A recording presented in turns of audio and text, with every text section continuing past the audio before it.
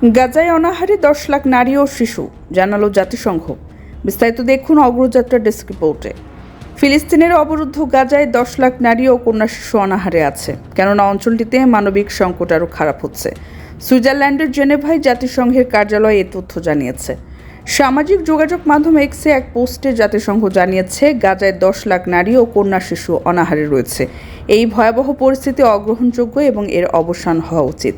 Press TV অনুসারে জাতিসংঘ সব নারী ও কন্যা শিশুদের জীবন রক্ষাকারী সাহায্য পৌঁছে দেওয়া, অবিলম্বে যুদ্ধবিরতি এবং সকল বন্দীদের মুক্তি দেওয়ার আহ্বান জানিয়ে আসছে। এর আগে গত রোববার গাজায় আরও সাহায্য প্রবেশের জন্য বিমান হামলায় আংশিক বিরতি ঘোষণা করে ইসরায়েল। ব্যাপক অনাহার এবং অপুষ্টিজনিত মৃত্যুর ঘটনায় আন্তর্জাতিক নিন্দার পর এ পদক্ষেপ নেয় তেল আবিব।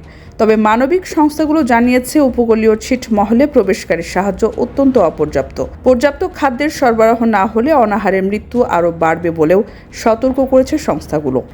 বিশ্বব্যাপী ক্ষুধা পর্যবেক্ষণকারী সংস্থা integrated food security phase classification নিশ্চিত করেছে, গাজার কিছু অংশে, বিশেষ করে গাজার শহরে দুর্ভিক্ষের সীমা অতিক্রম করেছে।